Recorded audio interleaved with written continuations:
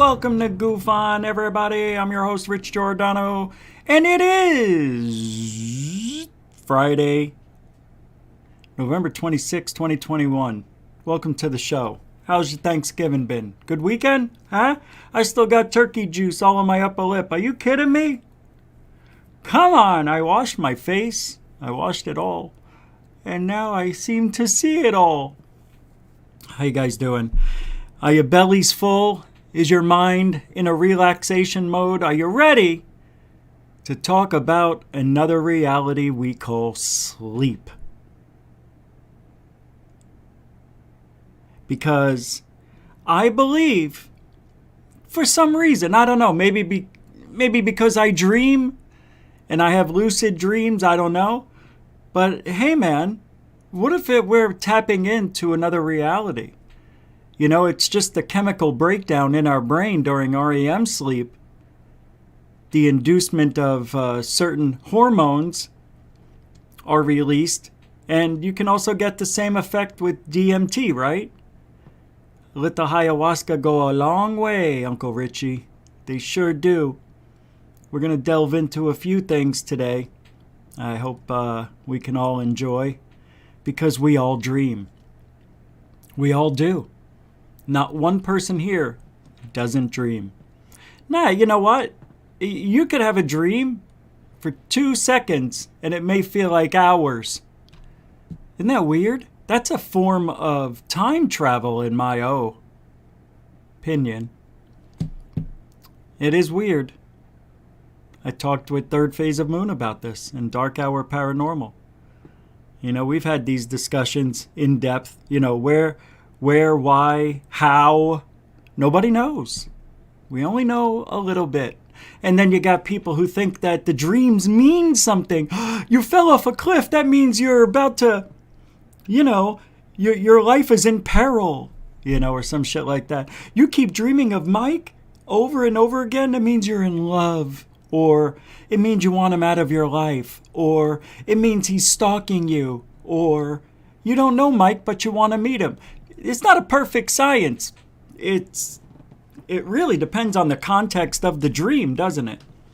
And then you can twist it around, make it anything you want. Well, we'll talk about that. We're also going to talk about politicized ufology. It is political. Whether you believe it or not, ufology is more political than anything else, I think. Nah, it's the same everywhere you go. Everything's politicized, isn't it? Somebody gave a new term. I really enjoyed it. I was going to put it in the title of the show. UFOlitical. UFOlitical. Yeah, ufology, political, UFOlitical. It's an interesting term. I wonder if it's a real term. I'll have to pull it up here. Let me take a look and see.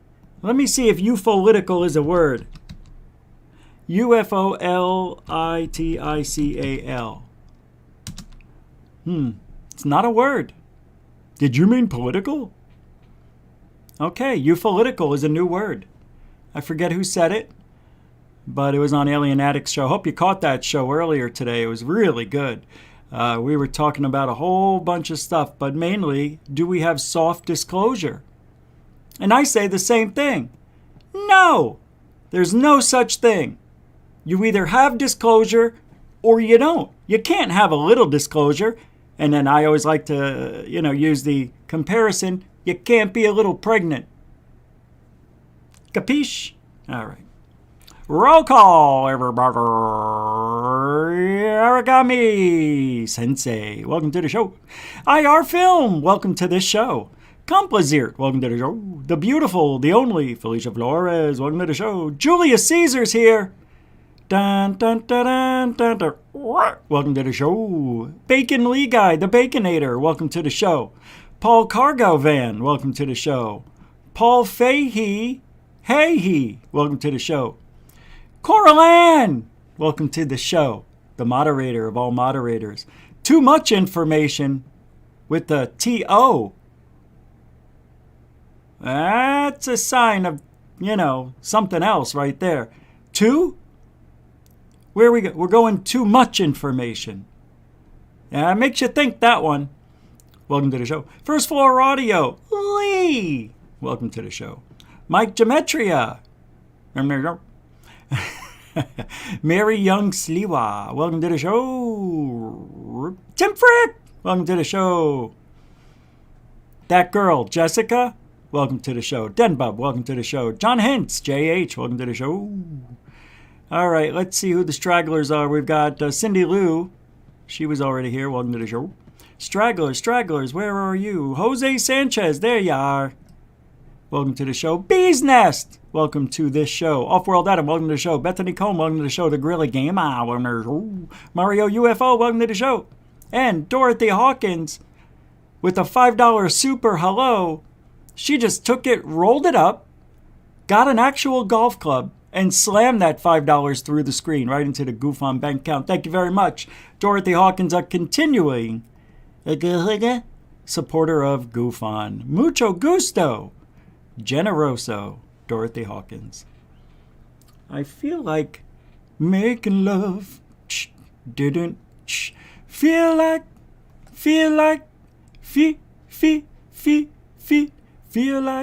Thanks, Dorothy. All right, everybody. If I didn't mention your name, it's not that I don't like you. It's just too many names to keep going. Drango, welcome to the show. Sir Wolf67, welcome to the show. Marco, welcome to the show. And we'll stop it there. Oh, Damian Smokey, last one.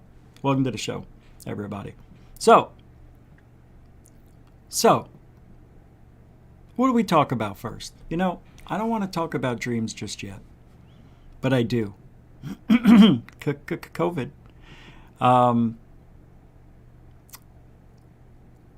Just to make a lateral move from what we were talking about on Alien Addict, the soft disclosure thing, in my opinion, strictly my opinion, but I don't see how any of this stuff that they give us is disclosure at all. Just because there's an office going to be, inside the DOD at the Pentagon, that's not soft disclosure.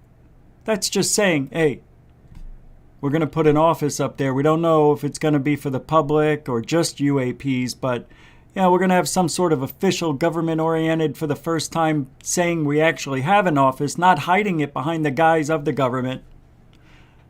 But this time they're saying you can know about it. You know about the UAP office. This is the first time that the public's ever known without it being a secret first, right? Isn't that what's going on here?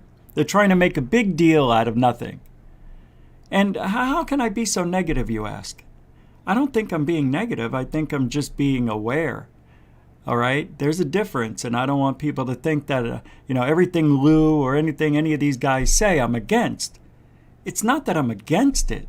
I just don't like the delivery method.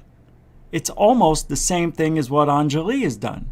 Saying something's going to happen, and it's no big deal. It's a zero. Well, this is a big deal, having this office inside the DOD at the Pentagon. Tell me why. Tell me why. Because we have to report everything annually. Don't you know, Rich? We have to report it to Congress. I know. I've said it 100 times.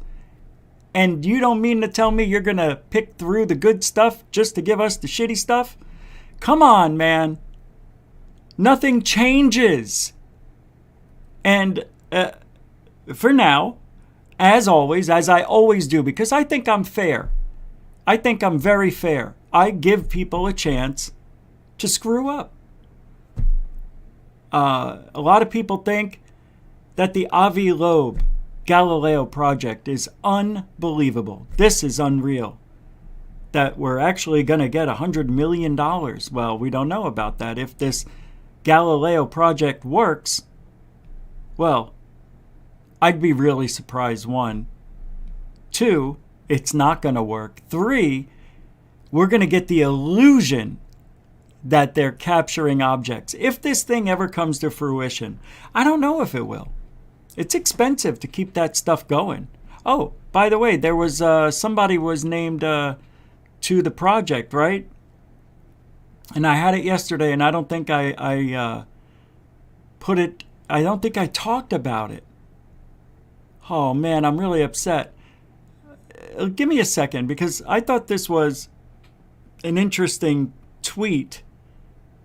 What they were saying is we got a new guy I think I talked about it, and he is going to be taking care of, he's got the title of janitorial services.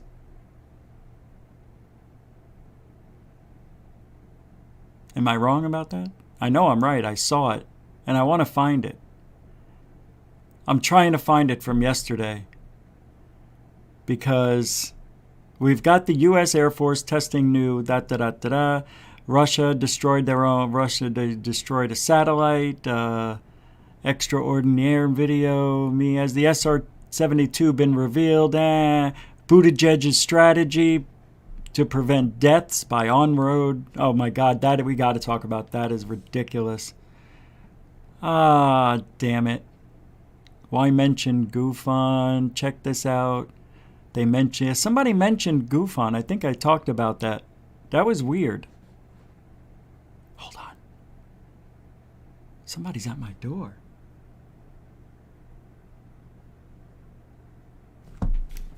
Guys, hold on. Hold on. Talks amongst yourself.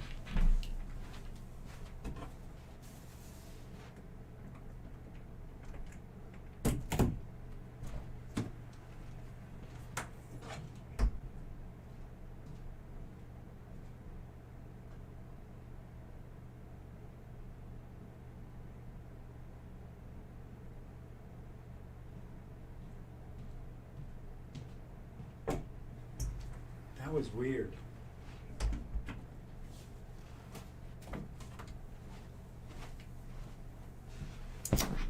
That was weird.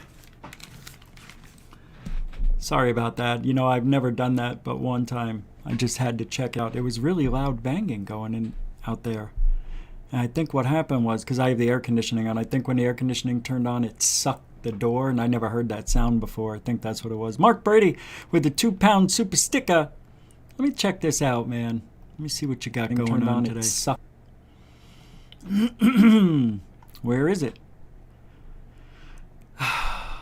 Oh, it is a pair that is looking a little bit sad. And is it sad?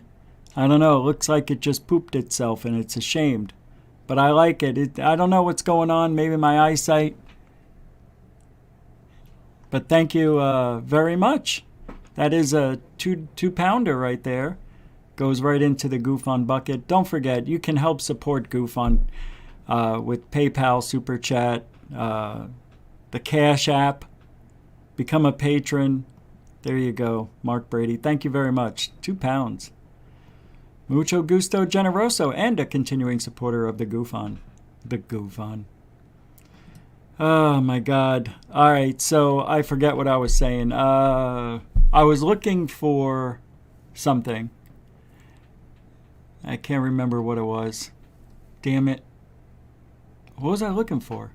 Oh yeah, that's right. I was looking for that announcement. Nah, it doesn't matter anymore. I don't have time to do this. When was it? I'm all the way back here. 23rd? Was it the 23rd? Yeah, I could have sworn I talked about it.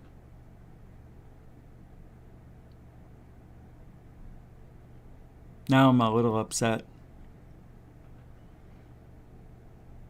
All right. Well, anyway, is this it? Well, look at this. Okay, here's a tweet from Clear Channel, which says, like I told Chris Mellon, this initiative, this is the politics that we're talking about. I want to go into that because I was heading that direction. This initiative will be like driving a car with the brakes on as long as people like you signed an NDA and were sworn to secrecy.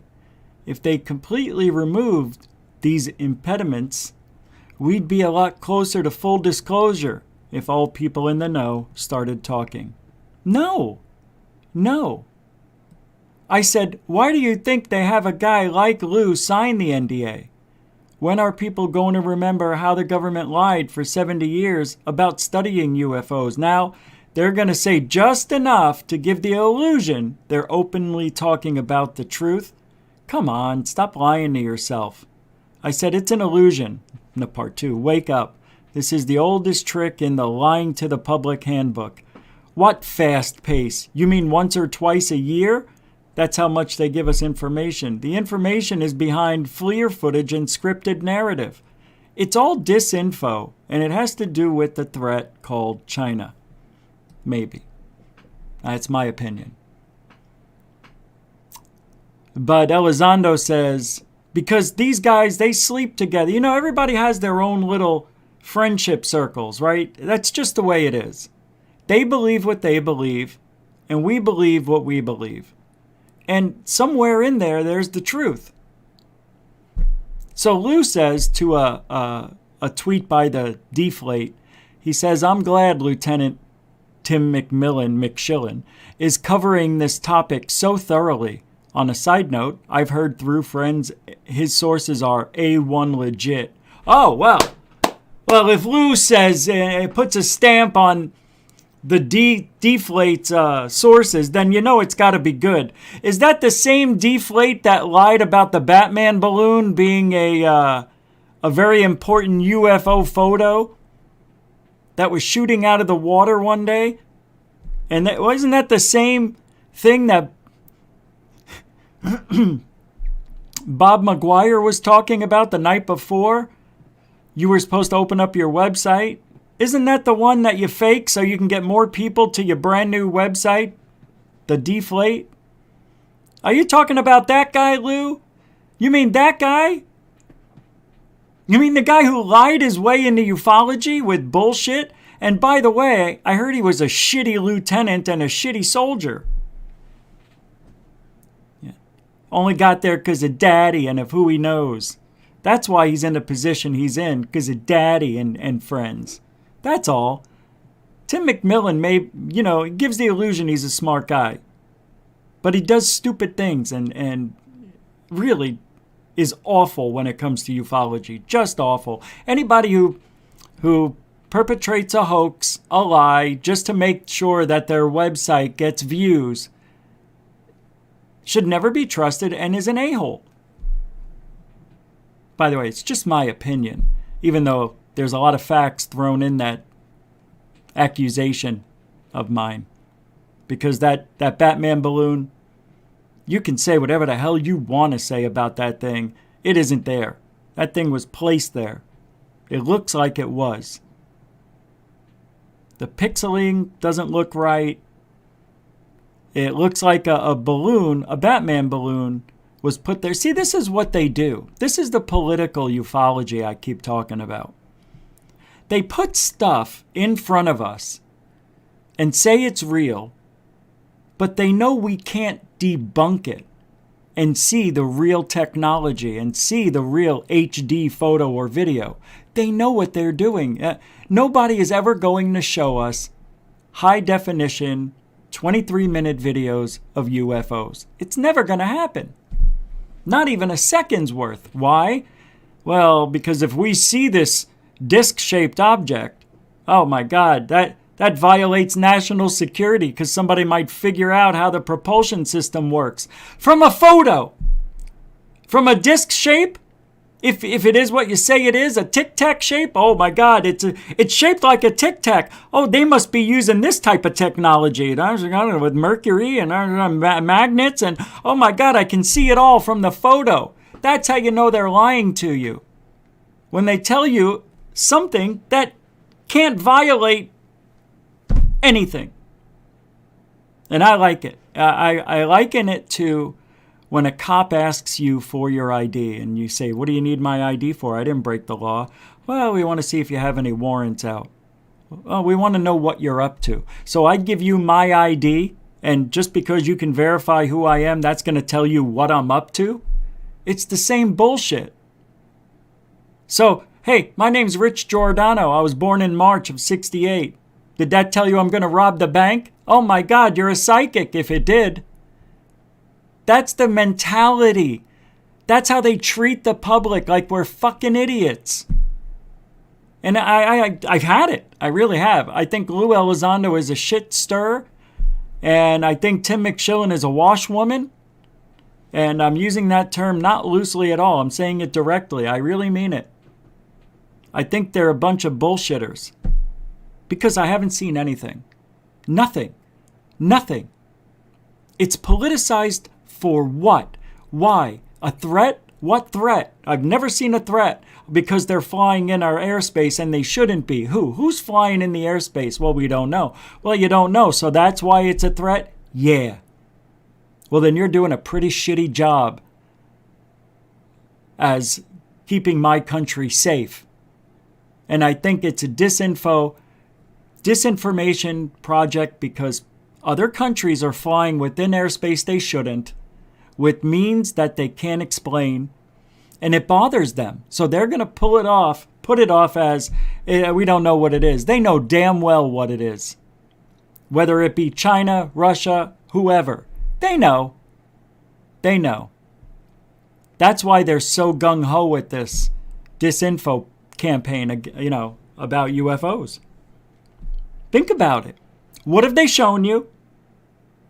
Those 3 videos are garbage. Everybody knows it. Don't even tell me you can see and tell, the gimbal definitely shouldn't be on its side. Shut off. All right? Just shut off. You can't see it. You don't know what it is. You can't say anything about it. Not even me. All right? What else have we seen? Anyone? All the Corbell videos are, we all know that, garbage.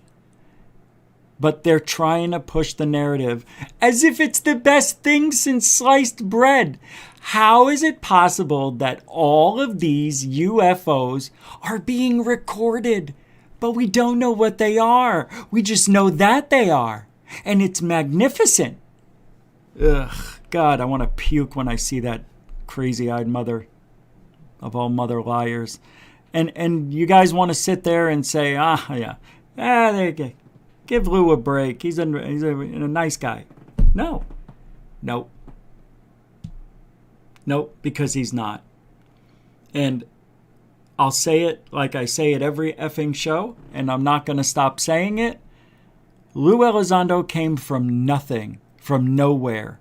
We don't know anything about this guy. Nothing. Only what they tell us. I haven't seen any of his friends come forward and say, I knew Lou in high school. What a great guy. Well, Rich, why do you need that? Well, because I haven't seen anybody come out and say they knew you. Other than your military buddies. Well, that's all I hung out with. Oh, how convenient. How convenient is that? Perfect guy for the job. Where's your body of work? Well, ATIP took it. Of course they did. So you didn't think that might happen with the history? You've been in the field since 2008. You have never heard of anybody's identity being erased before? You didn't think about securing that stuff just in case? No, I really didn't. I trusted my government. Well, you're a fool if you trusted your government, Lou, because you're a bootlicker. And once a bootlicker, always a bootlicker. And you didn't answer the hard questions. You refused to take the hard questions. Come on this show. I'm inviting Lou to come on here. And let me ask you some things that nobody's ever asked you. It won't happen. It won't happen. I would be nice to Lou. Of course I would be nice. I'd treat him with all the respect like I do every guest. But he won't come on here. Lou, why is there no body of work? I mean, I could now, just right here next to me, lift up 200 tapes, videos and everything. I could even connect it to the computer right now and show you my work. What do you have? Nothing. I haven't seen anything. Well, okay, because the government erased it. Got it. Yeah. All right, Bob. I mean, Lou. I mean, Dodie. I don't know. What do you go by nowadays? Liar? How'd you get this job, Lou? Well, if you know about me, you know how I got the job. Yeah, I know, but really, how'd you get it? What'd you do wrong? Nobody gets the job you have because they wanted it. You weren't even interested in UFOs until they asked you to be. So come on. It's a setup. And it's a disinfo campaign. I don't care what anybody says. I don't care what anybody thinks about what I just said. I don't care what you say. I don't. Something's wrong with the whole narrative. And if something's wrong, somebody's lying. What could it be? Hey, if I could dream about it and maybe dip into Lou's mind, just by accident, maybe I'd get the alternative universe situation in my mind while I'm dreaming and have an answer for you tomorrow. But we all know that can't happen. It's all politicized. And why we have this UAP office doesn't make sense. The only thing that makes sense is for them to have jobs. I know, it's silly, right? But what are they really doing? That's my question. What are they really doing? Do you really think they're trying to get disclosure? Really? Lou said he's not going to violate national security. So he's not going to talk about anything he shouldn't. But in his book, he's going to tell us some things that we never heard before. That'll be, I don't know how he worded it. I'll plagiarize him if I could, but I can't. So he said it's going to be something that will be phenomenal the world over. I don't know. Like, why can't he just tell us? Oh, he can't just tell us on a podcast or on CNN because, you got to tell a story and they only give you 3 minutes. Oh, you've been on how many podcasts and haven't spilled the beans on that? That's another reason why I know this guy's full of shit.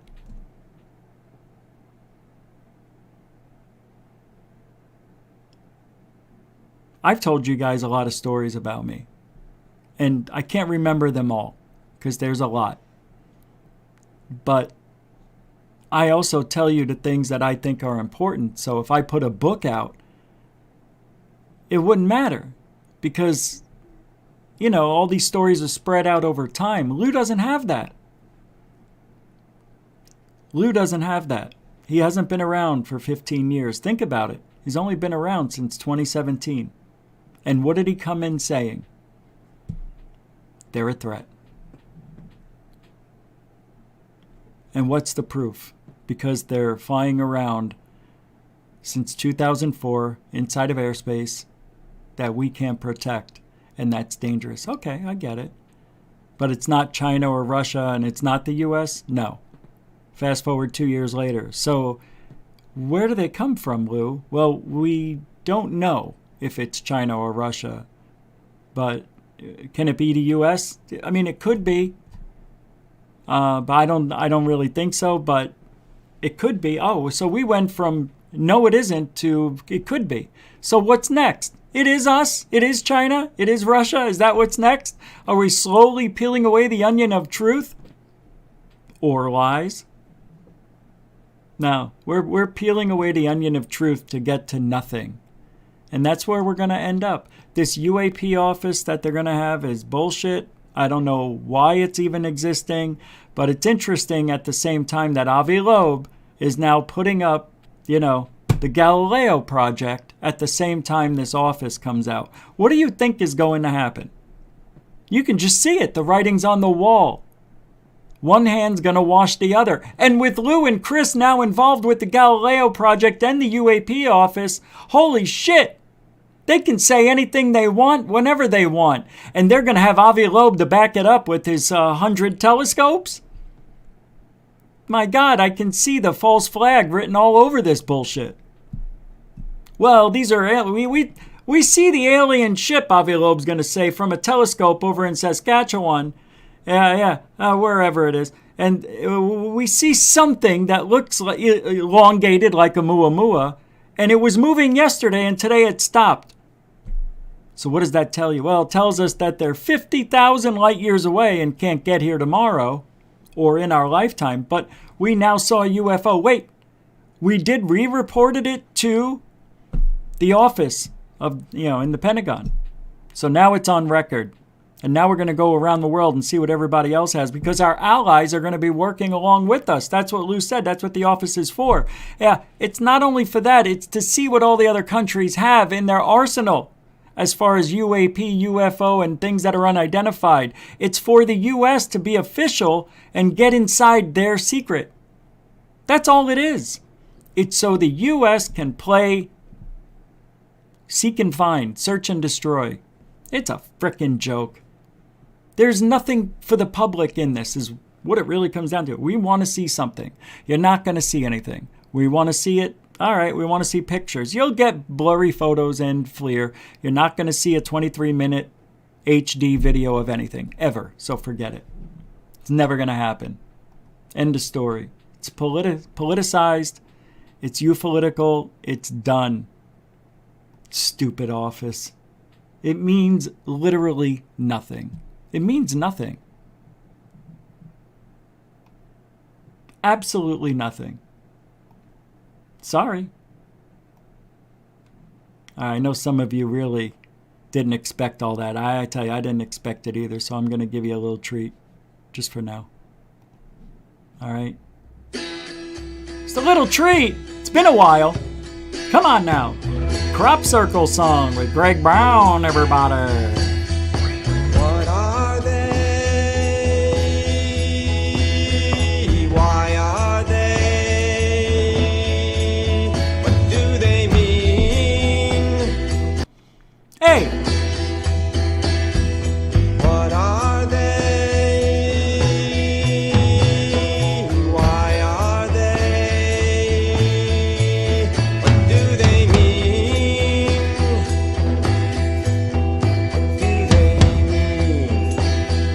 What are they? Are they harbingers of world change? These secrets in the fields. Are they harbingers of world change? These secrets in the fields. Are they harbingers of world change? All right. I needed to get a drink and a vape.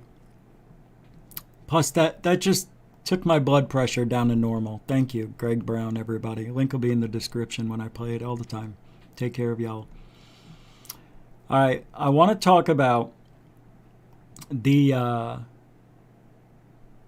dream world.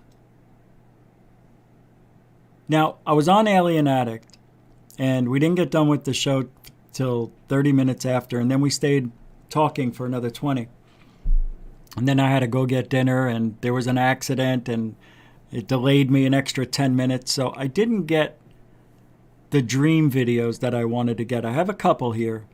Thank you to Dorothy for sending me something in Dark Sky Files for the DMT video, the Spirit Molecule.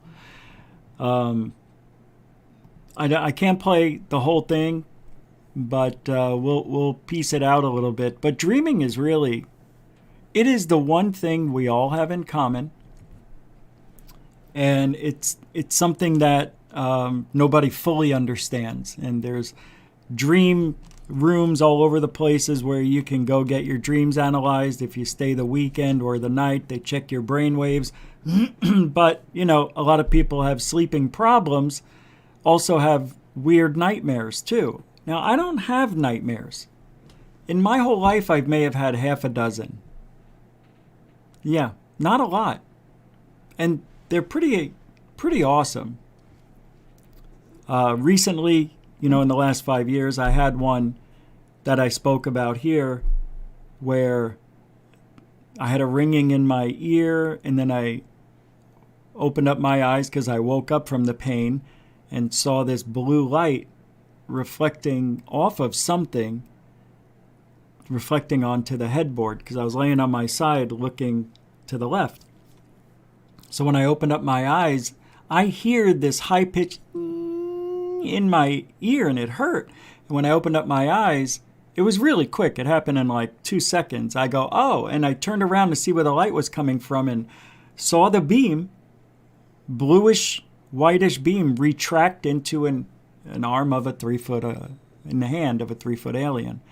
And when the light got closer to the alien, it was a little brighter at the end, and it lit him up to where I could see this, what looked to be like damp, but it probably wasn't wet, but it was really weird. It looked like honeycomb-shaped being. Like, you know, when you look at somebody's skin and you can see the pores, that's what this was like, but they were like 1 inch. It was just spread out all over the whole body. And it looked like it was tint of green, blue, white mixing in with that light. It was intense. And I turned around to look at my wife and the dog to see if they're seeing what I'm seeing, and they were still asleep. So by the time I go like this and I look back, it was gone. And then a few days later, I had the dream where I was laying the other way and pain in this ear, same one, and I opened up my eyes and I was about to lift my head and something said in my ear, like right up at the ear, I could feel the breath, with each syllable being enunciated. I'll be in your head before you wake up. I'll be in your head before you wake up. What the? I can't. I mean, who can make this shit up? Really, you could. I mean, if you listen to some people, but wow. And that freaked me out. And when I lifted up, I didn't see anything, which is the weirdest thing. I was awake. Now, a lot of people are telling me I was lucid dreaming. And I awoke, but I didn't. I was still asleep. But I never re-awoke after that. Then that means I'm still in the same state I was right now. No. There wasn't a cut, a splice in the film. After that, I'll be in your head before you wake up. I was awake. The light switch was 3 feet in front of me. I went and turned it on, and I felt all this emotion run over me. And just, my wife woke up. She said, "What's going on?" I said, "You're not going to believe it." She says, "Alien thing?" And I'm like, "I don't know."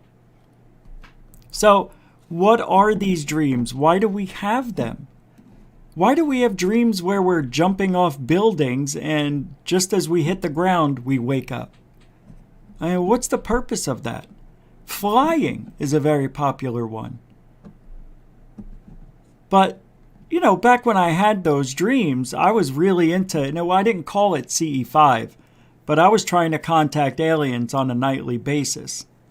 Doing it secretly, not talking about it, not to anyone, nobody on the show I had. I was doing it and documenting it and recording it as best as I could, and nothing. Nothing. Now, I may have been, maybe those dreams were the contact. But because it's dream state, I don't know when it happened or how it happened. But I was in bed. I don't get it. But let me show you something here. Because dreaming is something, it has something to do with what happens during REM. Rapid eye movement sleep. That's about 3 hours after you fall asleep continually. You go into this deep REM sleep.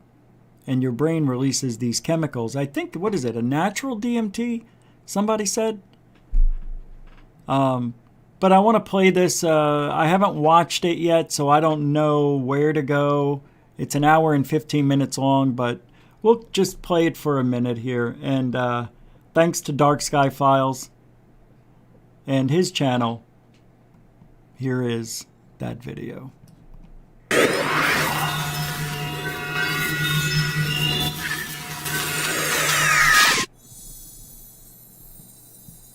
And thank you, Dark Sky Files. That was incredible. Man, I tell you, yeah, and when you watch something like that, you think, how? How is that possible? How could they do something like that? I'm joking. Let me go ahead and continue more. Here we go.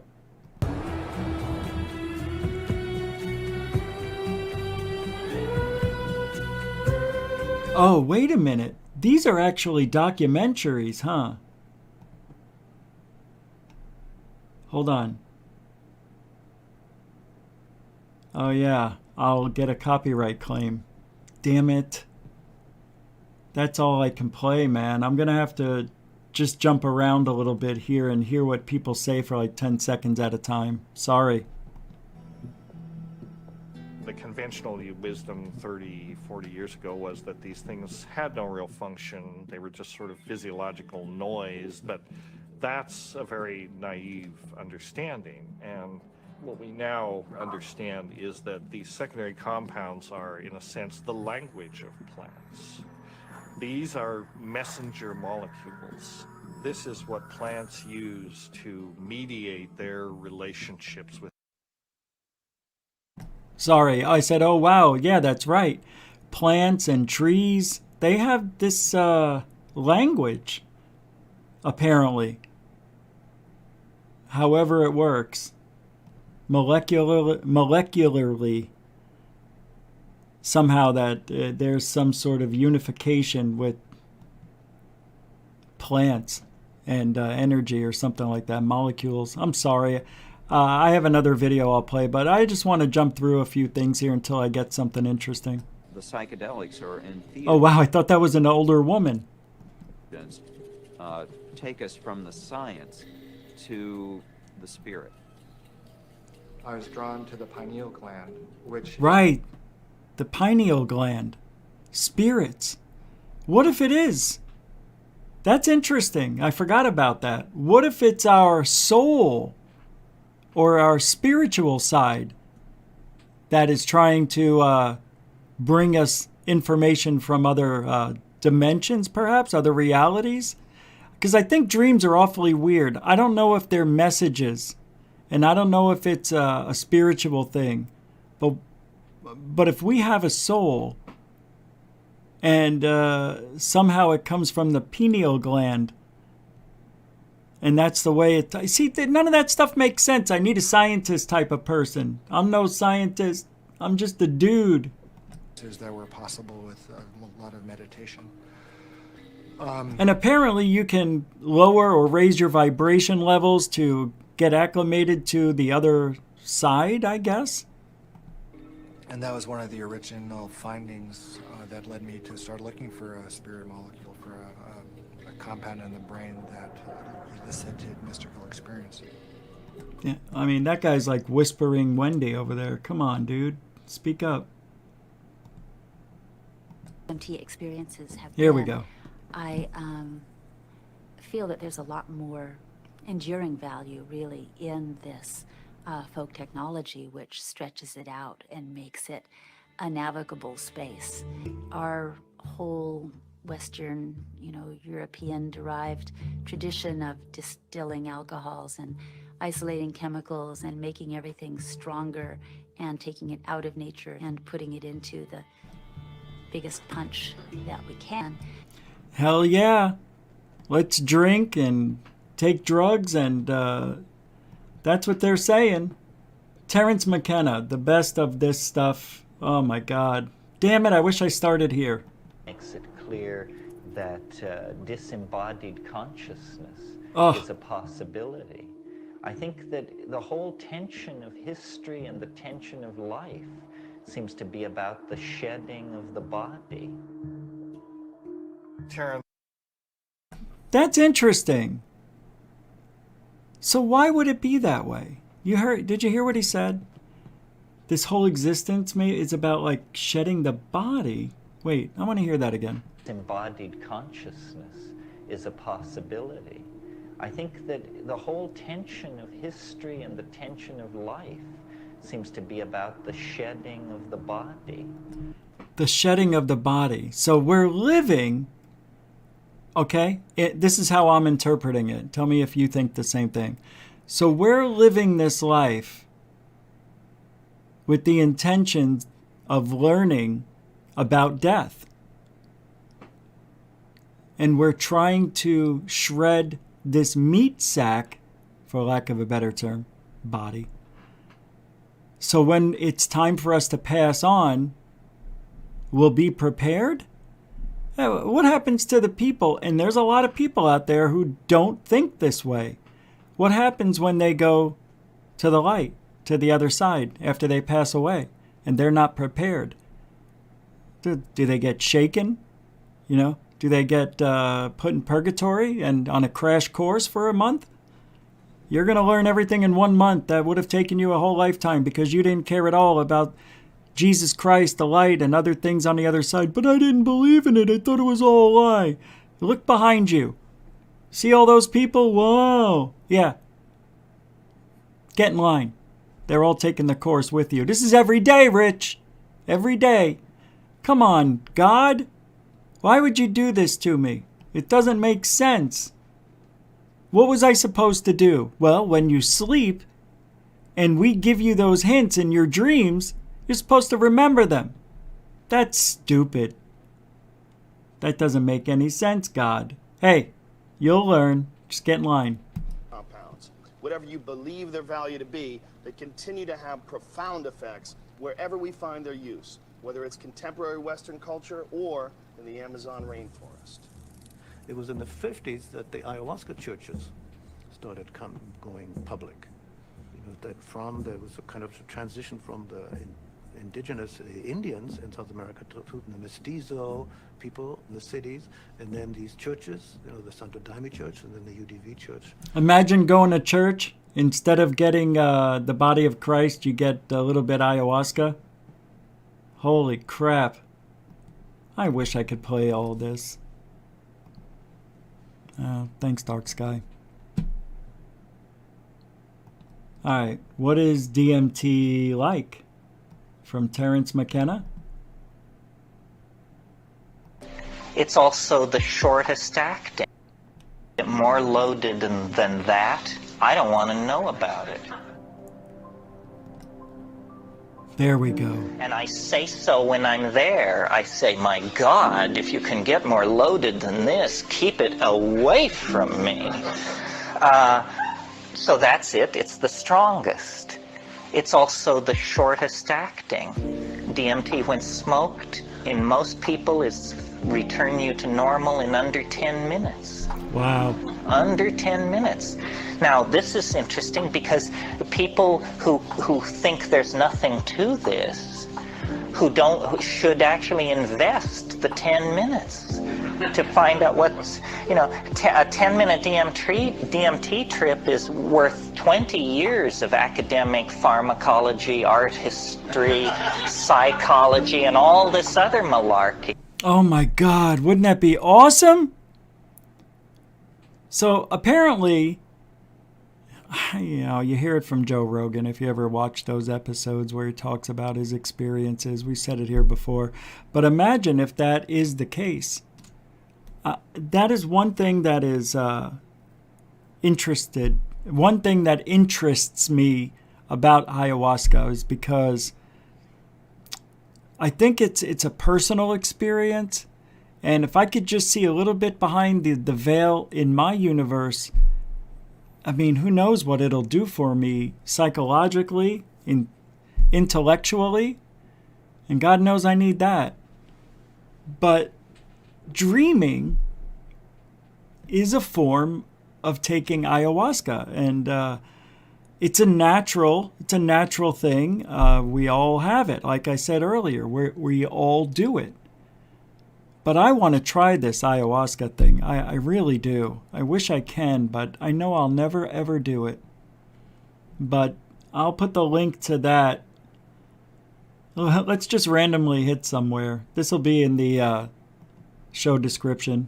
See this thing which looks like a rose or a chrysanthemum, this orange spinning flower-like thing. It takes it about 15 seconds to form, and it's like a membrane. And then you break through it. You break through it, and then you're in this place. And there's an enormous cheer which goes up as you pass through this membrane. A cheer? Some of you may know the Pink Floyd song about how the gnomes have learned a new way to say hooray. They're waiting. Oh my God. Can you imagine?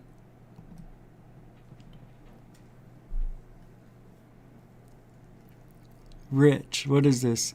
Look at it. Up, you can easily make your own. I know, yeah. Don, I saw something like that, but the reason I don't, it's because I don't want to make the wrong dose. I mean, you could seriously get hurt, I think. And I know when people take ayahuasca, they get sick from it too, which I don't care. But I don't know.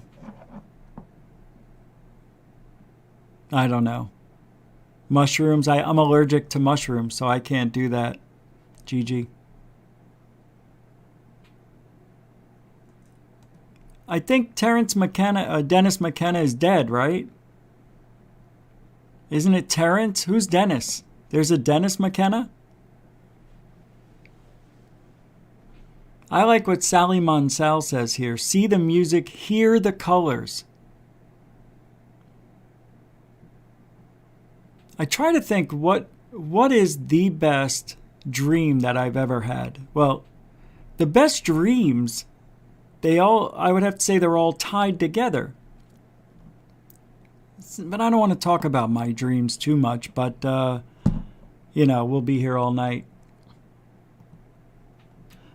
So I hypothesized and theorized, I think is the way I should have said that what if it's possible the dreams take you to alternate realities?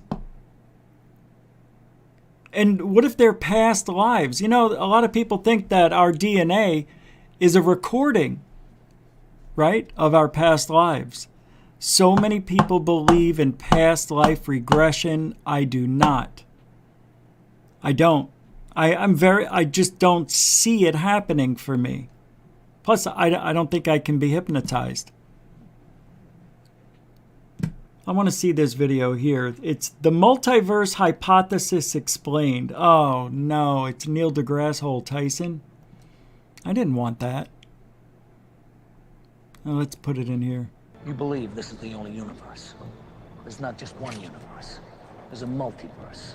We think, when I say we, just the scientific community, physicists who concern themselves with the very early universe, cosmologists, that the laws of physics as we experience them are set in the very earliest stages of the universe. And quantum fluctuations in everything would be responsible for another universe having slightly different laws of physics than ours. Because the quantum fluctuations will take it in a slightly different law of physics direction than our universe. I'm not sure I buy into that. Multiple universes. Interdimensional. By the way, I was told that interdimensional is not a word. It's not a thing. Interdimensional is the wrong terminology. And right now, I want to look that up and see what it means. Dimensional. Let's see. The interdimensional hypothesis is a hypothesis advanced by ufologists such as Jacques Vallée, which states that unidentified flying objects and related events involve visitations from other realities or dimensions that coexist separately alongside our own. So, Mr. Physicist, you know who you are. Interdimensional is a reality. It is a word. And it's exactly what I thought it was. Because this person says that they don't respect me because I use the word interdimensional. Can you imagine? I don't respect anybody that uses that word. Really? Wow. There's a lot of things that this person says that I don't agree with either. See, people who think they're smarter than you because they have a degree, they're egomaniacs. They can't accept that somebody may know something that they don't know anything about. It bothers them. I just think it's an egocentric type of thing to say to somebody. I don't respect him because he used the word interdimensional. Can you imagine? Everybody uses that word. I just looked it up. It's a real thing. And I want to thank Hungry Dragon for the $5 PayPal submission. Thank you very much. Was in a food coma yesterday. Well, glad that you're okay, Hungry Dragon. Thank you. Mucho gusto generoso, a continuing supporter of Goof On. As always, people, GoFund survives on Super Chats and all sorts of donations from PayPal. All the links are in the description and on the homepage of GoFund in the About section. Mucho gusto generoso. What do you guys think? Engineer, not multi-dimensional, but ancient pipe system? Blue Chicken says, it is a real word. Yep, it is. Just a word. I know, Shogun United. I know. But I'm not saying who it is because I don't want people getting mad at me. But I just have to stick up for that word. I don't see how anybody can not say that interdimensional is the wrong terminology for explaining things that are in UFO, in ufology. Aliens and UFOs exist in an interdimensional world outside of our world, but right inside of this world. You know what I mean? You know what I mean. Smoke, DMT, see interdimensional. Exactly. Hey, JP Bessenyor. Welcome back to the show. JP Bessenyor. What is this? That's what I thought too, Mikey. What'd Mikey say? All right, I can't find or keep up. See, this is very difficult. It generally takes 3 hits. 1, 2, and to the moon. Cthulhu, welcome to the show, God. When you're asleep, your energy / soul wanders different realms of conscious and unconsciousness, interacting with beings and entities of these realms and universes. Yeah, thank you for saying that, because that's what I've been trying to verbalize this whole time. That's exactly what it is. I even came up with another little nugget. I said, and I just thought of this last year or around that time, that what if we're dreaming, you're laying in bed, and I know as soon as I say the next thing, you're going to figure it out. You're lying in bed, you're hitting your REM time, and so are other people in your neighborhood or in the area. You may have a pilot that lives down the street. You may have a daredevil that lives over here. You may have an older couple that lives behind you. And in front of you, you could have a whole family full of, people who pray and all this other stuff. So you got all different people's brain waves around you. Now, the universe doesn't know the difference between thought and reality. So when you're sleeping, you're still using that law of attraction. What if you're picking up other people's brain waves, right? And they hit you while you're in REM, and you start picking up on their life. So now you're flying because you're the pilot in the airplane looking out the window. Now it's interjecting with you, so you start flying. Hey, this daredevil went off a bridge, and you felt like your car went off a bridge. I've had this dream many times. And then those dreams just don't happen anymore. They're different. Why? Because maybe you moved, or maybe they died and moved, or whatever. For whatever reason, you don't keep having the same dreams over and over and over for 20 years. It's a very complex thing, the brain. It is so complex. I mean, it's our computer. It is. But what if that's it? What if you're picking up on other people's lives? That's universal consciousness. Thank you. And if that can be reality, and why can't we do it when we're awake? Well, remote viewing, psychics, people who can somehow lower their vibration, their energy, and become psychic. And I don't know if we are psychic, but I do believe that we have abilities sometimes. And if you have them sometimes, whether it be random or you're trying, but it's not consistent, but if it can be a reality, then maybe it can be consistent. It's just very difficult to prove, because you have people that lie, and maybe not everything shows up on a scanner or, on a computer if your brain is plugged in or has these things, all over to check your brain waves. It's very difficult. I love it. I love it. But I like that Sally Monsell. Universal consciousness. So if that's the case, where do the dreams of, how do these come into effect? Like I had a dream that I saw people's bodies melting. You know what I mean? Like it looked real. It didn't look like the movies. It was freaking scary. I don't have a lot of scary dreams like that. The dreams that I have are usually, I have superpowers. Like I could hear people talking from very far away where I shouldn't. I can fly, but I don't get too high because if I fall out of the sky, I die. Did you just hear what I said? That should be a song. It is the wonderful world of dreaming. There's got to be a way. I would like this experiment to happen.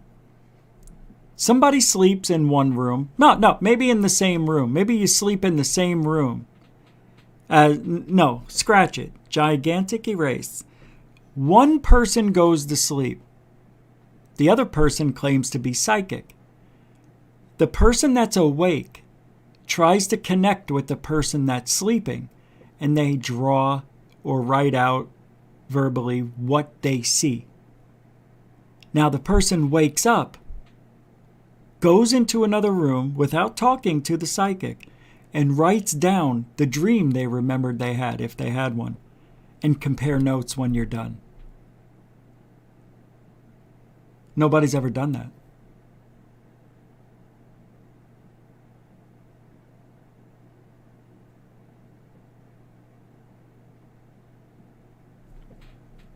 I think that would be interesting. Have a psychic be in the room with somebody who's sleeping and try to connect with that person, see if they get the same exact visions from their brain while they were dreaming. Can you imagine? Dream viewers. Yeah. They're dream viewers. Right, Red Storm 1. Red Storm 1, Red Storm 1. This is Red Storm 2. Come in, please. I think Red Storm 1 is down. No, I just saw him in the chat room. Who's this? This is Red Storm 3. Yeah, that's it. I like it.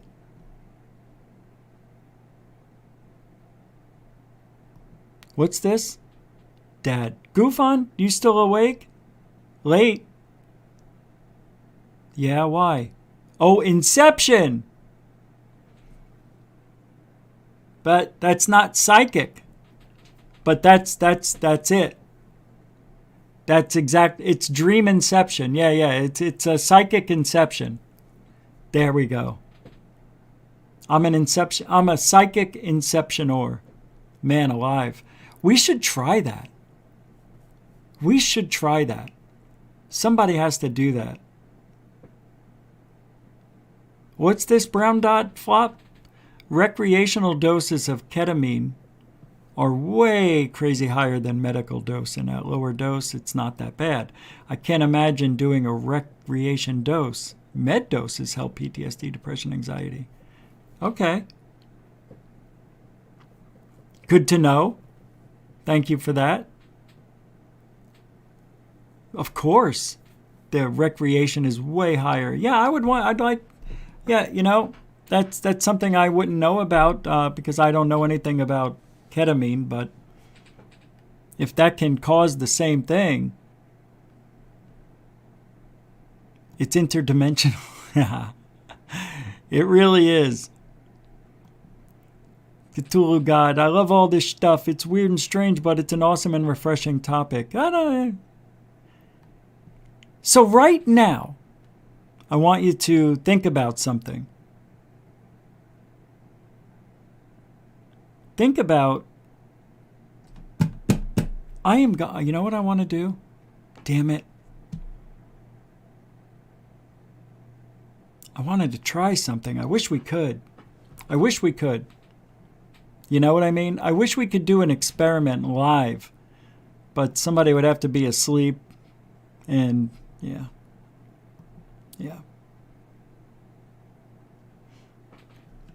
I like it. I like the idea of dreams and studying dreams, and are we going to an alternate dimension? Are we interdimensionalizing ourselves? I don't even know if that's a word. But it's very possible we could be taken away, whisked away in a spiritual realm. Maybe it's our soul. Maybe it is our soul when we sleep and have dreams. It's us, man. Look, I tell you, these dreams, I have lucid dreams every time I dream. I don't have anything but. So, I know people say, if you dream in color. I'm like, you know what? I've been dreaming in color since I was born. I don't even know I could dream in black and white. If I dreamt in black and white, I would freak out a little bit. I don't think that's a possibility. I never ever believed why anybody said that, because I've never seen it. So, good stuff, man. Anybody want to say anything about it? You dream in color too? Tim Frick does. I know, right? All right, I'll tell you the strangest dream, the best dream, let's just say that I ever had, was the one I've talked about on the show. I need a drink real quick.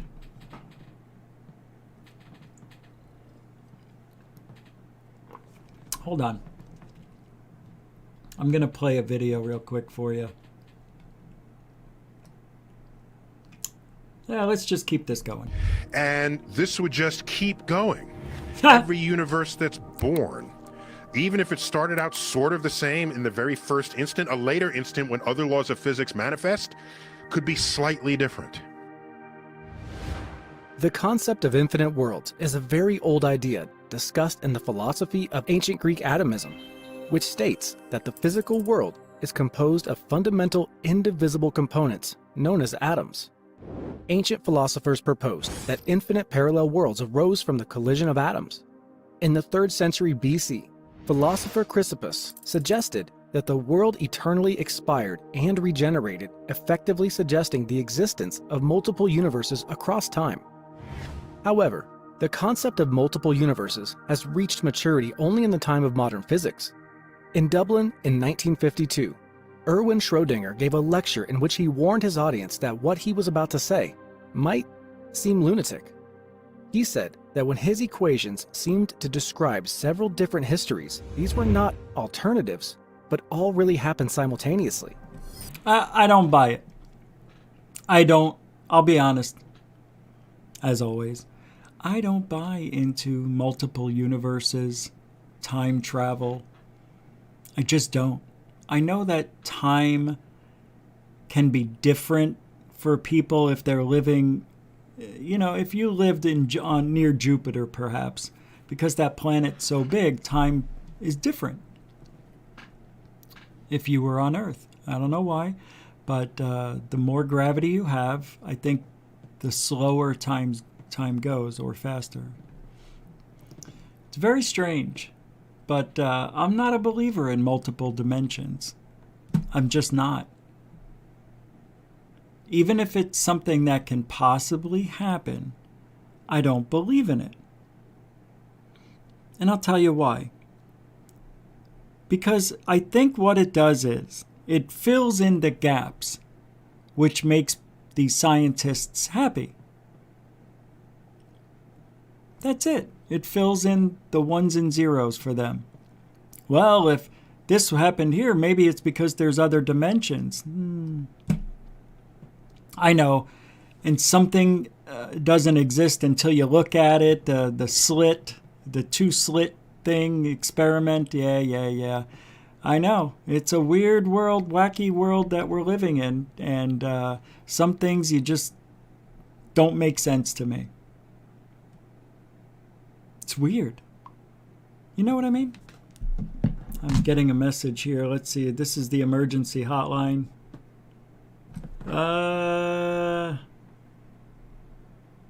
What is this? Hold on. This is interesting. Oh my God. Oh my God. Lou says, too much turkey and tryptophan has gotten the better of me. After coming out of my food-induced coma, I wanted to wish everyone well and remind those with families to take time and hug them and or friends and say I love you. Monday, back to business. Shut off.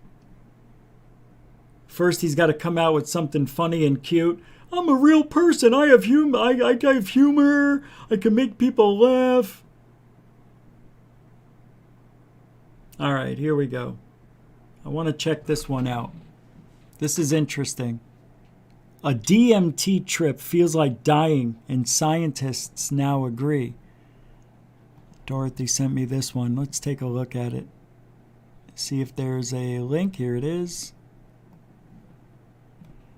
Oh, it's, here we go. In 3, 2, boo.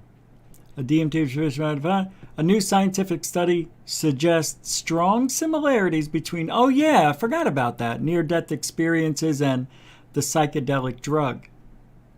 But I want a video. I don't want to read. I don't want to read. That's too much reading for me. Damn it. Is this it? Here it is. I'll take the drug now.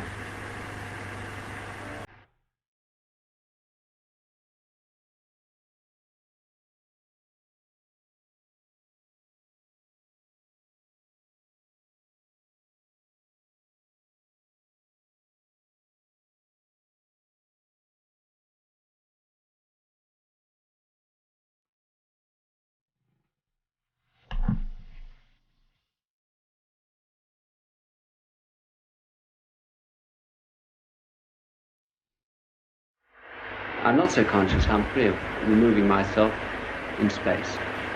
But I'm extremely conscious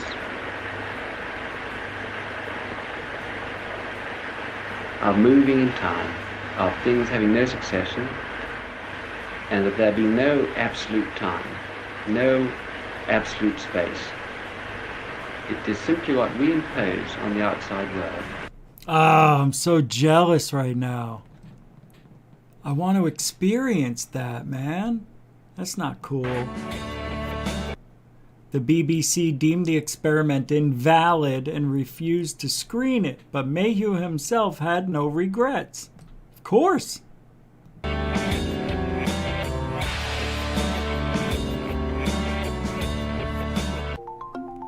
He was trying to create a stimulant when he made, your mother's monkey.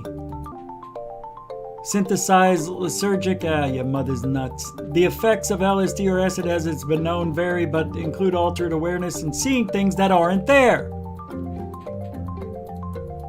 It can also cause anxiety, paranoia, and delusions of grandeur. In the 50s and 60s, CIA secretly administered LSD to hundreds of people. Yeah, we know all about that. I wish I could play more, but you know how it is. The Army believed it had a brainwashing capabilities. In the 60s, psychologist Timothy Leary was fired at Harvard for including students in his experiments with psychedelics. Ooh, that's. He coined the phrase "turn on, tune in, or drop out," which became a counterculture mantra. In the same decade, psychedelics were made illegal in the UK and the US. Yeah, you know why? Because they don't want us to know the truth. What if that's the doorway to truth of our existence? And all we have to do is break through the veil that is our brain. What if that's it? The secret, all this, I'll put the links to that in the description after the show, of course. Thank you, Dorothy, with another good, really good video there, which I wish I could play the whole thing. Oh, hold on. You monkey's uncle. I lost what I needed. Here it is. So anyway, we can talk about this till we're blue in the esophagus. India. Let's change topics. Let's do it officially. Huh? We're going to do it officially, I said. Officially. Whoa. Hey, slow down. Oh my God. Why do you gotta rip my heart out like that, man? I was already there. Shit. What is this? Ah! No! Don't do that. Where are we? We're going here? All right. Think Tank says. Well, there was an announcement. And I don't know if anybody knew this, back to the UFO world of politics. India opens UFO office. In light of the unprecedented developments in recent past, Indian Astrobiology Research Foundation, the IARF, has announced the setup of IARF Center of Excellence for UFOs. All right, it's on. Want to take a look? Want to go for a ride? Oh, that reminds me. Art Bell. I want to play some Art Bell. Can I play that?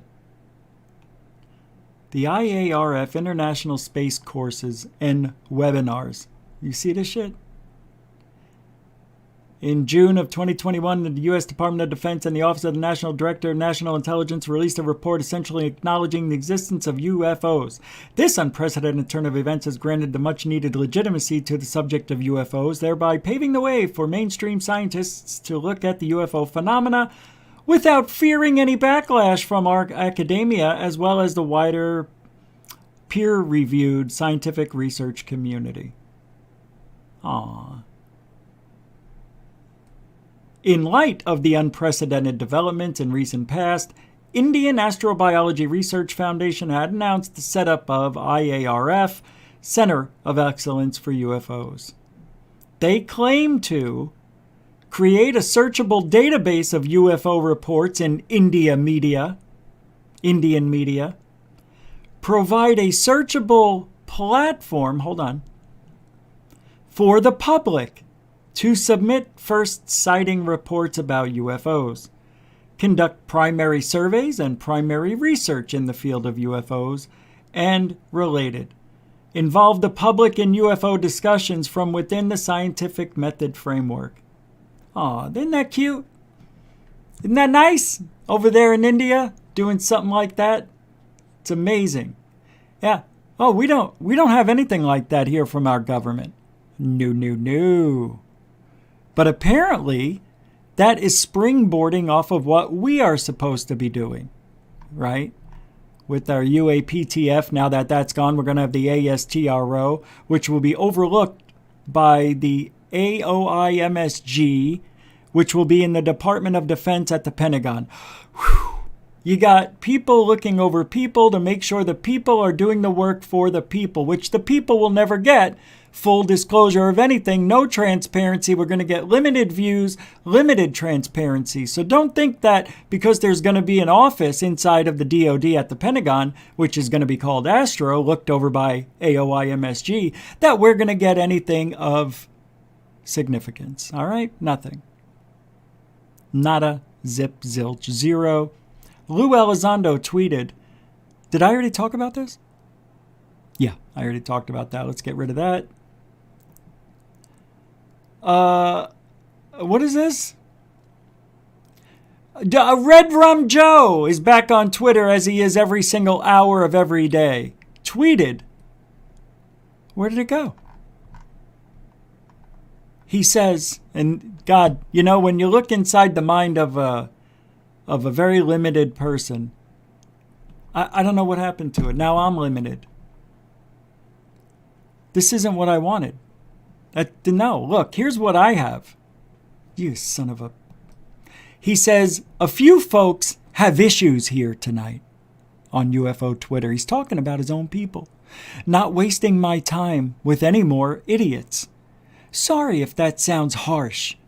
Complaining about Gillibrand and the proposal? Or insinuating she has some agenda? Oh, I see, Joe.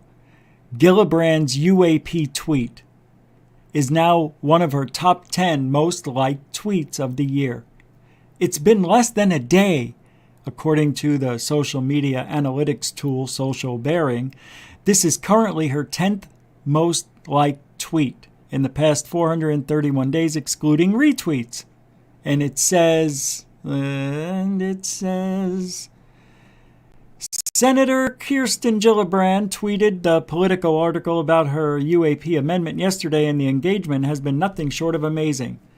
She says, burying our heads in the sand is neither a strategy nor an acceptable approach.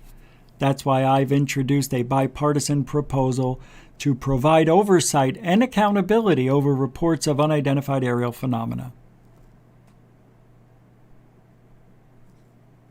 According to Social Bearing, this is currently her 10th most liked tweet. Can I ask anybody anything for a minute? Who gives a flying frog's fat ass? This is what they're talking about. Who gives a Shiite? David Bates says there are some insane and utterly absurd sounding theories going around about what UFOs, aliens might be. And then he says this podcast is the most relentlessly objective, easy to understand, and deeply researched introduction to all the issues on the table I've heard anywhere. Oh my God, what is it? What is it? It's the Point of Convergence podcast. Let's take a look. Thorough and convincing case that so-called gray aliens are best understood as being a later arising along the same genetic line that began with chimpanzees and later gave rise to modern Homo sapiens. But he makes an equally strong case that two-way time travel is not only a theoretical possibility, but a very likely eventuality based on our ongoing technological development. He also clarifies that many of the seemingly unworkable paradoxes that arise with the notion of time travel are rooted in our misapprehension of how time actually works. Let's move ahead. And vice versa. This was a shock to the system, of course, because it's very soundly based arguments based on evolutionary biology. He does bring up something that is interesting. He brings up the Santilli alien autopsy film. Now, we know that that film itself is likely a hoax, almost guaranteed to be. But there is suggestions that that film is based on evidence that is actually real. Oh my God. I don't even know if I can go on. As a matter of fact, I'm not.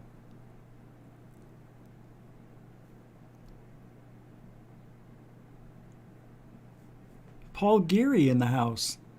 Hey guys, Coral Ann and Felicia Flores. It's been a very long time not being here. Sorry. Paul, let me tell you something. We talked about you every night wondering what happened. Glad you could be here. Sports cards for investments. Welcome to the show. Shrooms are the best high ever, yet I'm allergic to mushrooms. That's what sucks. And welcome back, Paul Geary. Welcome back, welcome back. See, now I listened to that podcast with you, right? We talk about the same things here. Nothing different.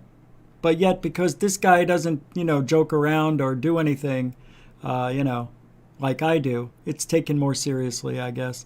Luis Elizondo on unidentified aerial phenomenon from the British GQ magazine yesterday. What separates these from anything else that we have in our current inventory is quite simple. There's 5 observables that associate, when you look at something as a UAP, unidentified aerial phenomena, as being truly unique. That's instantaneous acceleration, hypersonic velocity, low observability, trans-medium travel, the ability to operate in multiple environments or domains, and last but not least, in the vernacular, would be anti-gravity. Do you hear what he's talking about here? You know what I mean? You hear it, right? No, seriously, I'm going to play it again. I want you to, we're going to go through each one because this is what I don't understand. What separates these from anything else that we have in our current inventory is quite... He's talking about these UFOs or UAPs, as Lou would put it. What separates these from anything else that we have in our current inventory is quite simple. There's 5 observables that associate, when you look at something as a UAP, unidentified aerial phenomenon. So he's saying, just for the layman, that anything that we have captured from the government, UAP, anything we visually saw or captured on video as evidence, there's 5 things we can observe. As being truly unique. That's instantaneous acceleration. He says we can see these objects instantaneously take off from 0 to 10,000 in a blink of an eye. Hypersonic velocity. They can go hypersonic speed, which is what, 3 times the sound. They can go at least 1,500 to 2,000 miles an hour. Low observability. Low observability, which means they're hard to detect. Low in the atmosphere. Low observability means that they're hard to find or see, right? Transmedium travel, the ability to operate in multiple environments or domains. He says that these objects were recorded in different realms of what you can see, right? Isn't that what he just said?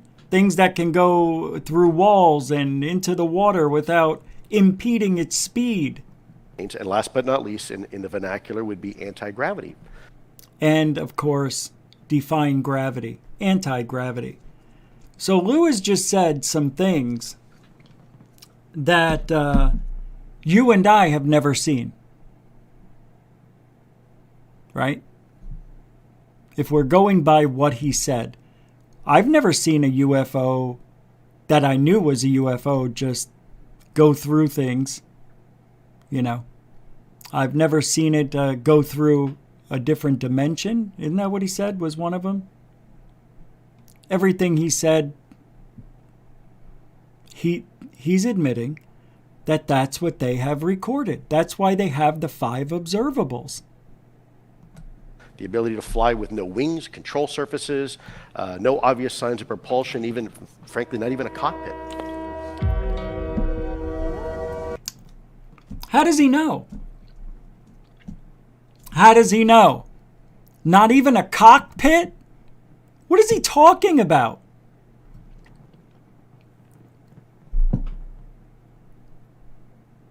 I know, there's no proof. This is why I know for, in my heart, guys, I'm just telling you, you can do whatever you want.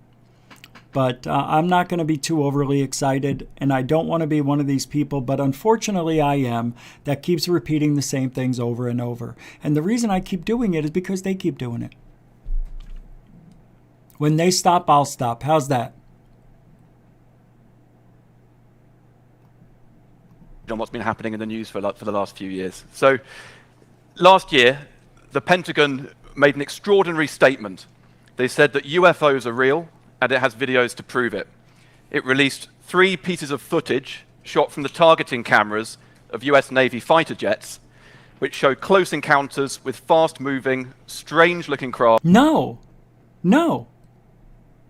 Nobody saw any fast-moving or anything strange as far as a craft. It's a lie. It's a bold-faced lie. We saw 3 objects, except for the Tic Tac, that they call a Tic Tac, which most likely was a bird, going at very slow speeds. We've never seen anything stop on a dime and go hypersonic from 0 to 2 to 5,000, 10,000, 20,000 miles an hour. None of that has been recorded. Anything that has been apparently has been cited by I almost said Dr. Fravor, pilot David Fravor and what's her name, Alex Dietrich, 2 people that saw the Tic Tacs with their eyes. Now you take in Ryan Graves, right? Didn't he say in 2019 or something like that, for 2 years straight, he and other pilots saw these UFOs just about every day for 2 years. Yet we don't have any evidence of that. So they are making these incredible claims without showing any incredible proof. This is my problem. And I don't understand why the UFO Twitter world doesn't understand this. And they keep going back and saying, yeah, but that gimbal turned up, you don't know what it is. I don't know what it is, but I tell you what, it's not going thousands of miles an hour. I'm looking at FLIR footage that's fuzzy, blurry, and, it's shit. So where's the evidence? Lou says there's definitely a 23-minute video of HD footage of, who knows, an object that comes within 50 feet of an F-18. So magical, so wonderful, and useless. So far, Lou has done nothing. All he's doing is just creating a conversation. And he gets paid to do this. This is such horseshit. Of objects in the skies that we don't know exactly what they are.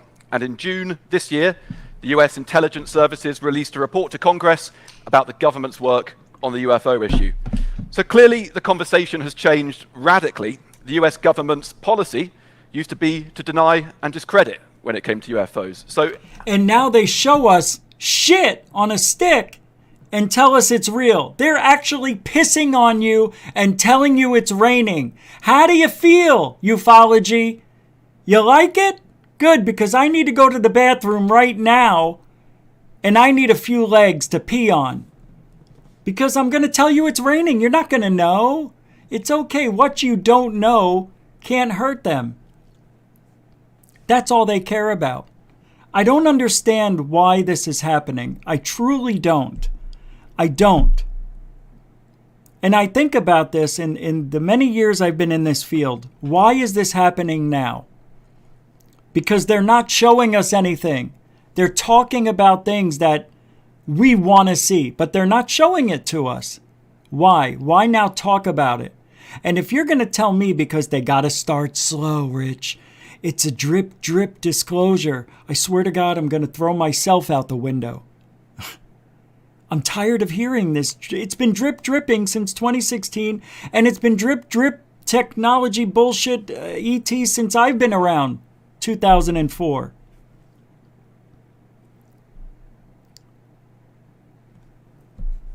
God almighty. We're talking about it, and they want us to believe somebody we don't even know, Lou Elizondo. They want us to believe somebody we have never met, we know nothing about. But he looks the part. He sure does. He looks like the guy you would want on your team if you were going to go UFO hunting. He's got that, apparently, he's got the connections. No, Lou didn't have the connections. The military had the connections, which in turn gave him the connections. So he may have them, but when he's allowed to use them. So don't think Lou can just go around and say, hey, I need Mike Jones. We need to go ahead and verify something. Nope, you don't get that yet. But I have a connection. Nope. When we tell you, you can talk to Mike Jones. But he knows exactly what I need to talk about, Lou. It's not time yet. So he's still on a leash. Guaranteed. How did we get to where we are today? Well, one man who was instrumental to this is our next guest, Lou Elizondo. He is a former counterintelligence agent who from 2010 to 2017... Look at him. He's looking out in the audience because he knows there's people out there shaking their heads and he wants to see who's shaking their head. Me. Ran the Pentagon's secret and operating in protected airspace December 2017 alongside National Defense Authorization Act. They belong to foreign... Obvious question is it one of our secret technologies? And the answer is quite succinctly no. And how do we know that? Well, for several reasons. First Hold on. of all, what did he just say? Technologies. And the fundamental questions we were trying to solve while in the Pentagon. The first obvious question is it one of our secret technologies? And the answer is quite succinctly no. Quite succinctly, no. When you put an adjective like that, in front of your answer, you are trying to make it seem more important and more special than it needs to be, which in my opinion is bullshit coming out of his mouth right now. Is it ours from, Black Project, secret? Succinctly, no. That is the first lie. It probably is us or China. But let's see. And how do we know that? Well, for several reasons. First of all, I had access to all those programs and those. So Lou is saying he had access now. Remember all this stuff. He's saying he had access to all of these. All of the black budget secret programs that were run for finding out who these UFOs and UAPs were where they were coming from. That's what he just said. He had access to all of that. Technologies. And the answer is quite succinctly no. And how do we know that? Well, for several reasons. First of all, I had access to all those programs. So, in other words, you have to trust him. He's telling us now, with just what he said, I had access to all those programs, which means I know everything there is to know about the secret Space Force. Who knows? But he knows everything. That's what he just said. I'm not playing it again. And those type of programs, you don't typically test these type of secret aircraft in and around areas where you're doing active maneuvers. You tend to test them at secret test ranges like Area 51. And when he said Area 51, he had a scowl on his face. If you watch it, he looks down this way, but he kind of scours, or whatever that word is, dirty, angry look. Watch, when he says Area 51. Because it's not at Area 51. Around areas where you're doing active maneuvers. You tend to test them at secret test ranges like Area 51. I couldn't stop it in time. You certainly don't endanger pilots' lives by testing this type of secret technology without coordinating that through our joint staff. So we very quickly realized it wasn't our technology. The second option... that is really silly, what he just said. We're not going to test secret technology over populated areas. That's what he's basically saying. No, yeah, you would, if you want to get the public's reaction. Because that's been said forever. Why would they, if it was not a real UFO, well, if it was aliens, doesn't it make sense they would fly wherever they want to because they don't know about, airspace and rules and regulations? Yeah, I know. Yeah, it's a good one, but I'm not buying it. As Charlie, you mentioned, is it foreign adversarial technology? Is it Russian? Is it Chinese? And of course, when you go through the historical documentation, certainly in our country, and this documentation is official documentation, one realizes very quickly we've been seeing this technology for decades.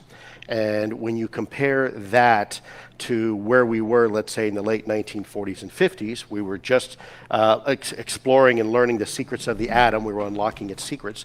We had just entered the jet age, and we hadn't even been into space.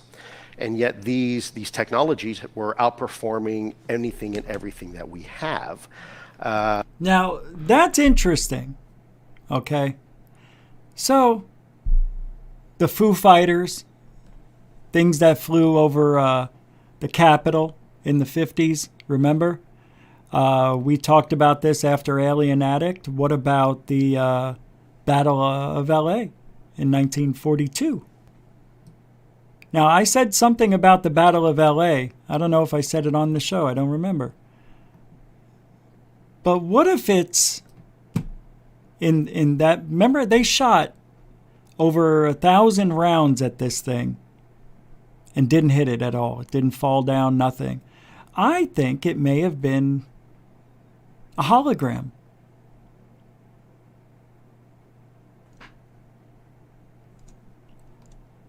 Why not? But we didn't have that technology back then in 42, before Roswell. But why do we have to put Roswell as the starting point of ufology? Because that was the one that was put in the newspaper that we've captured an alien disc. That's why. But that is not the beginning of ufology. It's been around a very long time. So if this was some sort of foreign adversarial technology that's been around for 70 years, this would be considered probably the worst intelligence failure my country has ever experienced, perhaps even eclipsing that of 9/11 on an order. Or when you only say the things that you want to say and put the narrative out the way you want it, people might buy into it, but he's forgetting the or. We were flying these things on purpose over populated areas just because we wanted to. And maybe we weren't, but it's interesting back in that time because we didn't have the technology that we have today. Hey, and Lou said in earlier interviews constantly that we don't have the technology to study it. We don't even know what it is. So I don't know if Lou knows even what he's saying. But he's talking a lot of stuff. Hold on, I got to pull something up here. I'm going to continue this. This was from conversation with... Here, just watch. Hovering above No, the that's city not of- what I wanted, you son of a rich. You idiot. No. Could be wrong. No! No, where is it? Where is it?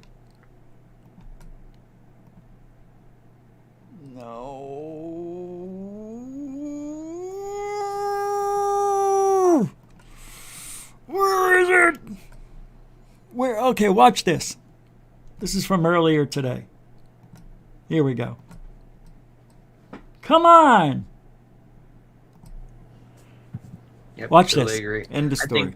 I think they're testing us. I think they're seeing what's going to stick and what's not. And Yeah. instead of just giving us all the big enchilada all at once, it's just a matter of let's see what people are going to follow and then let's go with that narrative. I don't know. That's my opinion. Because they're not showing us anything. They're just Exactly. telling us about it. It's all And that's blurb. not disclosure to me. Yep, totally It's- agree. It's a test, yeah. But we hear that this like people Yeah. that are quite well known in the I'm going to start nearly call it an industry then. But there's It is people an that are industry. quite, In yeah, the it business. is. In the business, there's people well known in the business, and it is a business. That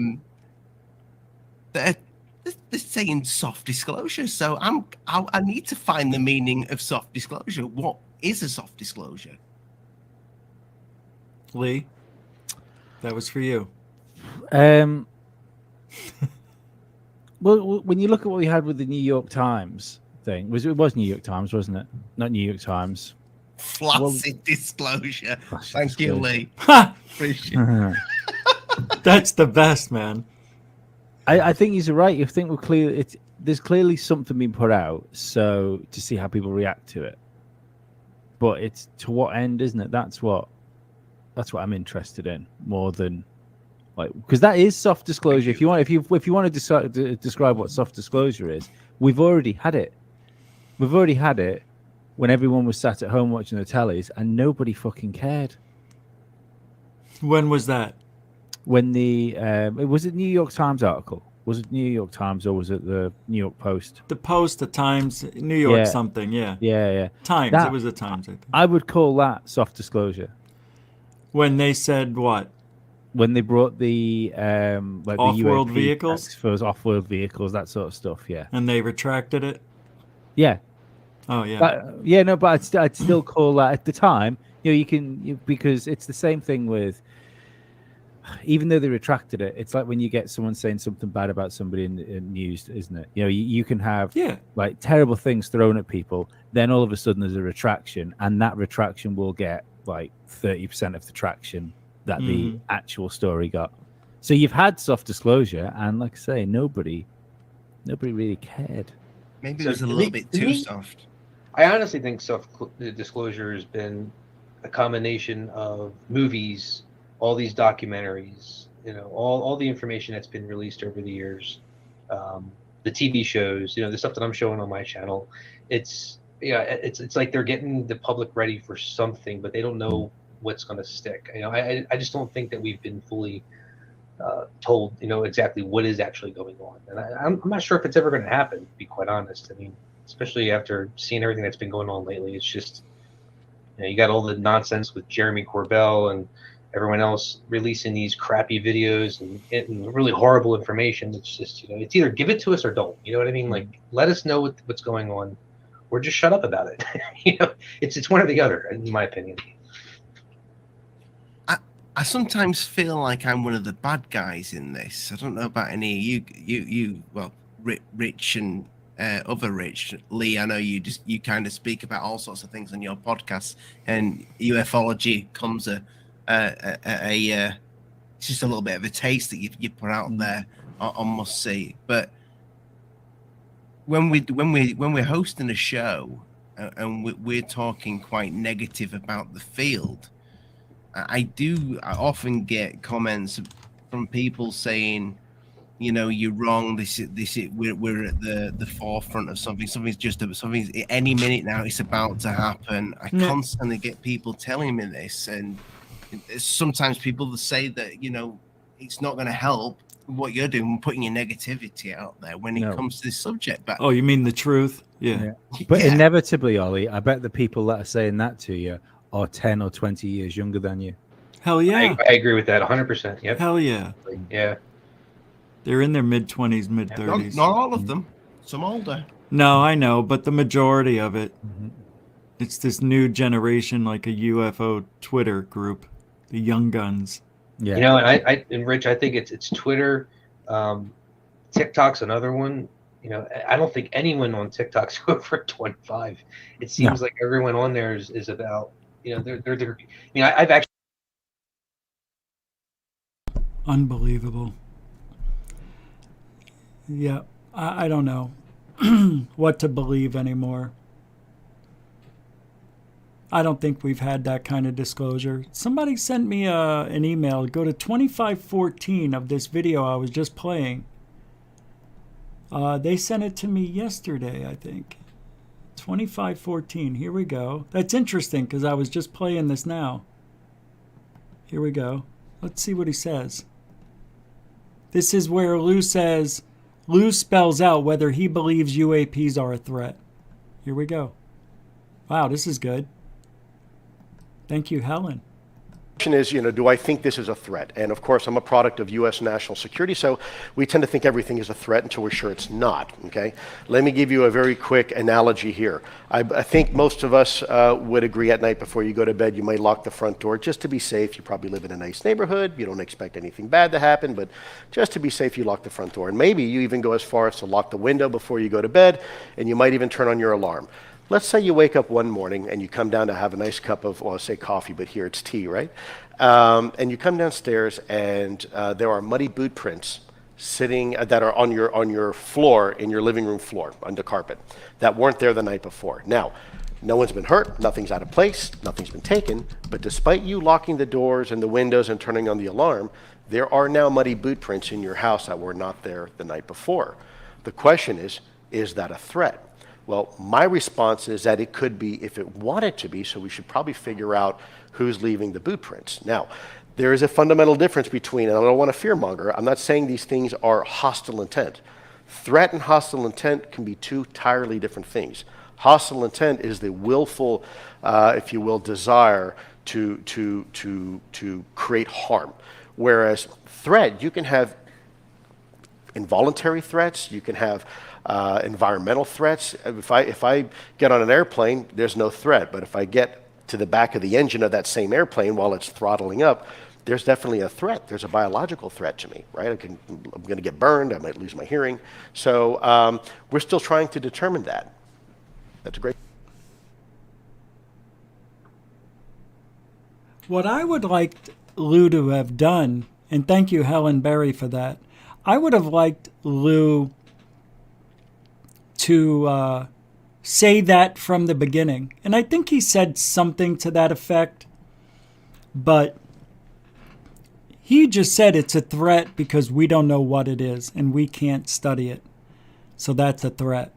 There's different levels of threat. Obviously, seeing that they were in our airspace but didn't do anything, it's a threat because they were someplace they shouldn't have been. Well, if you're talking about aliens and their technology, how are they supposed to know where to fly? And who are we, you know? Who are we to claim airspace? But we have to, from our adversaries. So if these are our adversaries in airspace they shouldn't be in, yeah, that's a threat. Of course, I get it. But he was saying, we don't know what it is, and if these are ETs or things we don't understand, well, you know, they could just take us out whenever they want. Right, and they would have done it by now. You'd think they would. You'd think they'd do that by now. Thank you, man. That was a good explanation. Unbelievable. Mick West is talking about this. Hello. So on January the 9th... I think I played this. Oh, I want to play this for you. Do you guys remember this video? That was a drone video from Utah. Oh my God, I can't believe I'm actually going against what Mick West debunked. Check it out. 2019, a video of a UFO showed up on YouTube. It's shot from a drone flying over the Utah landscape near Beaver, and at one point a white object zips by the camera. 4 days after the video dropped, it was posted on my Metabunk forum. That same day, Ivan Horn suggested it's just a bug and created a simple 3D recreation of a 1 centimeter wide object moving slowly across the field of view. It seemed to fit, and initially I thought this was fine, case closed. But then additional analysis commenced. That next day, January the 14th, somebody posted a video that claimed the object passed behind the distant ridgeline. That meant it traveled over 3 miles in 2 seconds. The day after that, January the 15th, Rob Woodus, who posts as Propellerhead, published a video that repeated the ridgeline claim. He did some more analysis that he said shows that parallax proved it was far away at the start, and as it moved with the distant mountains, but not with the nearby trees. He said, I believe I've proven it can't be a bug, and that it's a sizable craft traveling over 9,000 miles per hour, and parallax proves it. A lot of people found this rather compelling. Other people weighed in. On February the 18th, Point Consciousness did some fancy motion tracking analysis, but didn't really use it for anything. He generally agreed with the ridgeline and parallax arguments, and he calculated the likely size and speed. His conclusion was indeterminate, but he went 60% for it being some amazing technology superfast craft, and more likely an alien craft. Back on Metabunk, I pointed out that the object only vanishes for 1 frame, and with the noise in the video, this was probably just video compression. It also dropped out earlier. No. Meanwhile, people started to discuss if it was a bird.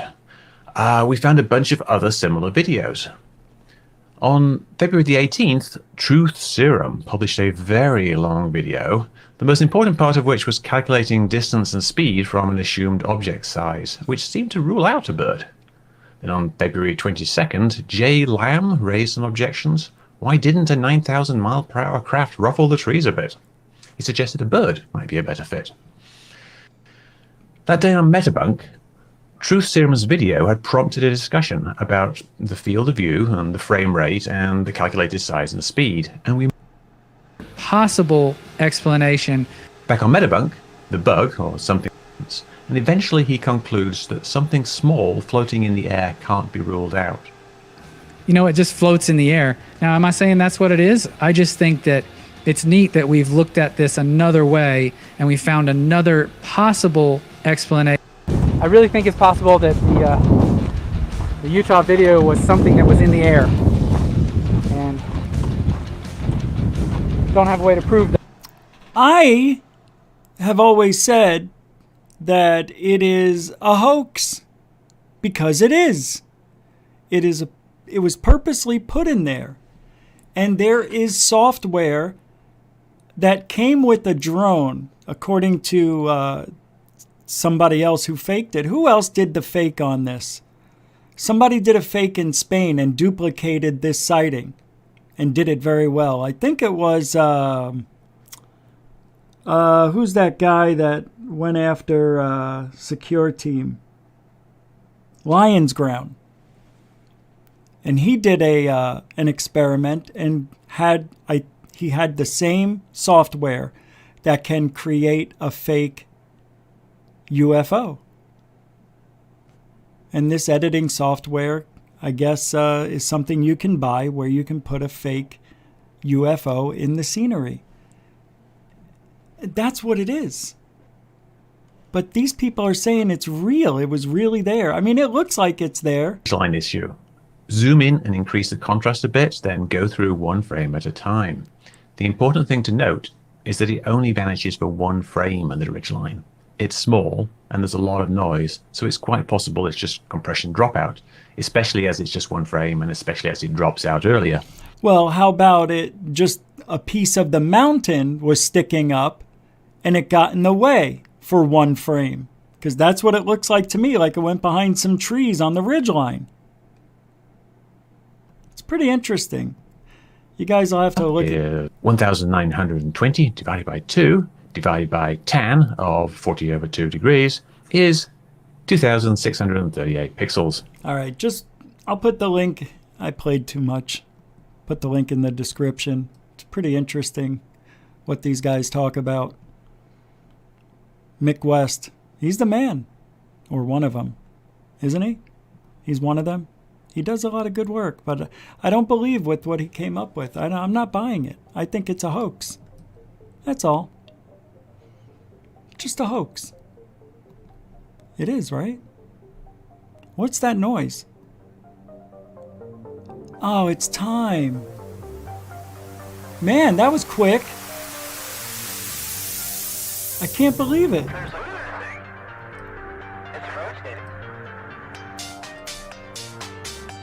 They always leave. We gotta leave at this time? It is. It's time. Let's get rid of this.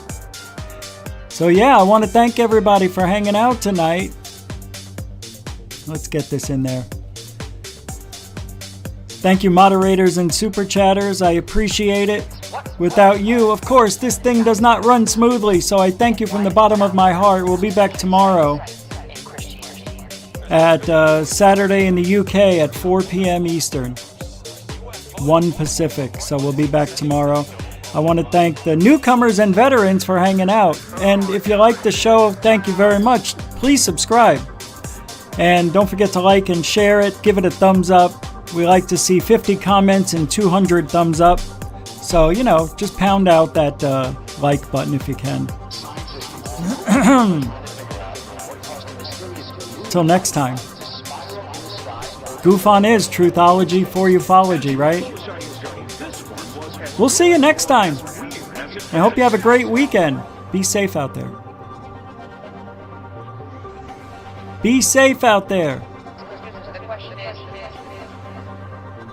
What was that UFO? Around a bright light. A spiral in the sky.